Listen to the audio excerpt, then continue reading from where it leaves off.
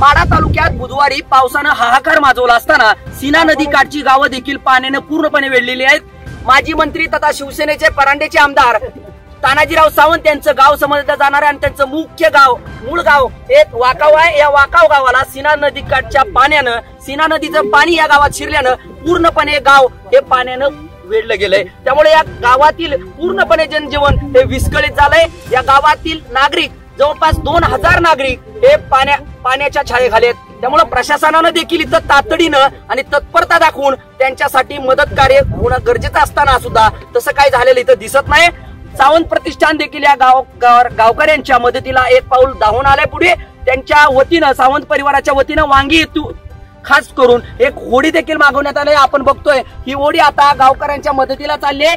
सावंत परिवारातील सदस्य असोत अथवा गावातील नागरिक यांच्या मदतीसाठी ही होडी जाते आणि या होडीतून त्यांना बाहेर काढलं जाणार आहे. या पाण्यानं गावकऱ्यांचं जनजीवन जरी नुसतं केवळ विस्कळीत केलेलं नाही तर या गावातील पूर्णपणे शेतकरी आहे त्याचं अतोनात नुकसान झालंय. आपल्याला समवेत काही शेतकरी आहेत या भागातले, नेमकं त्यांचं नुकसान काय झालंय, त्यांच्या भावना काय आहेत आपण जाणून घेऊयात.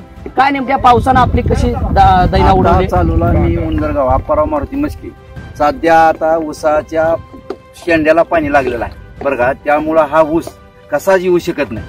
त्यामुळं आणि तुरी तरी अशी परिस्थिती झाली की पोवट्याचं पाणी आल्यामुळे तुरीचं पाणी कमी झालं की सगळ्या तुरी वंबळून जातात.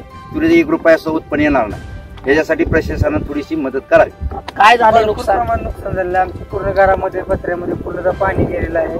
आमचे जनावर अक्षरशः आम्हाला रस्त्यावरती घ्यायचं वेळ आलेला आहे आणि अजून पण पाणी वाढणार आहे म्हटल्यावर तर अजून तर आमची झोपच निघून गेली आहे. कुठं जावं कुठं नाही राहावं की आम्हाला पद्धत नाही. ही किती आहे ज्या अगोदर अशी स्थिती कधी निर्माण झाली? आम्हाला परिस्थिती आम्हाला पहिलीच वेळ आहे. आम्ही त्याच्या अगोदर 82ला आठवते. हे 82ला एवढा पूर आलेला होता. त्यानंतर हा पूर 88 दरम्यान आलता पण कमी होता. हा 3रा पूर आहे. काय नेमकं कसं काय 5-25 कोंबड्या आहे माझ्या आणि रात्री 9 रुपये आम्ही पत्र्यात पाण्याखाली घेऊन शेड आहे मारलेला. एक रेडी आहे आणि कोंबड्या आहे बघा आमच्या. आम्ही रात्री रातभर पाण्यात होतो, सकाळच्याला बाहेर निघालो. त्यामुळे खऱ्या अर्थाने शेतकऱ्याचं कंबरडं मोडणाऱ्या या पावसानं सर्वांचीच दैना उडवून टाकलेली आहे. त्यामुळे प्रशासनानं आता तत्परतेनं मदतीचा हात देणं तितकंच गरजेचं आहे. Online report Sandeep Shinde, Madha.